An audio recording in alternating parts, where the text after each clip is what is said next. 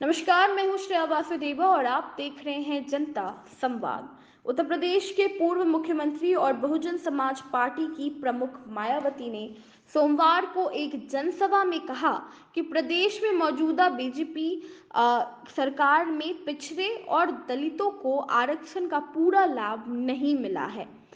चुनावी सभा को संबोधित करते हुए मायावती ने कहा कि प्रदेश के गरीबों, मजदूरों के साथ ही दलितों, आदिवासियों और अन्य पिछड़े वर्गों और अल्पसंख्यक वर्ग के लोगों को भाजपा की योजना का सही से पूरा लाभ नहीं दिया गया।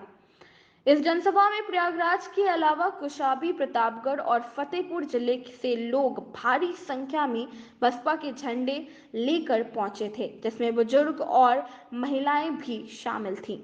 मायावती हेलीकॉप्टर से दोपहर 2 बजे केपी कॉलेज ग्राउंड पर आई और लोगों को संबोधित किया। वहीं चारों जिलों की विधानसभा सीटों के बसपा प्रत्याशी भी इन जनसभा में मौजूद थे।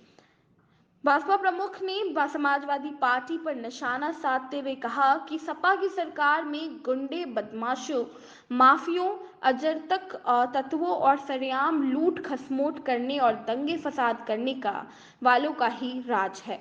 उन्होंने कहा कि सपा की सरकार में दलित छात्रों के विदेश जाकर पढ़ाई करने की योजना खत्म कर दी गई है। साथ ही सपा की सरकार ने दलित छात्रों की छात्रवृत्ति रोकने का भी काम किया। इसी सपा सरकार पूरी भूमि आवंटन में अनुसूचित जाति और अनुसूचित जनजाति को मिलने वाली प्राथमिकता खत्म कर दी गई।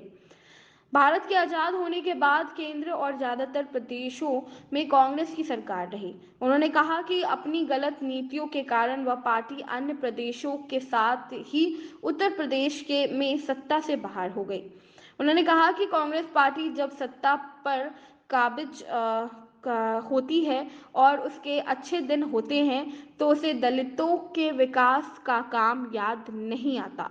उन्होंने कहा कि यदि कांग्रेस पार्टी ने यह किया होता तो बसपा के गठन की जरूरत नहीं पड़ती।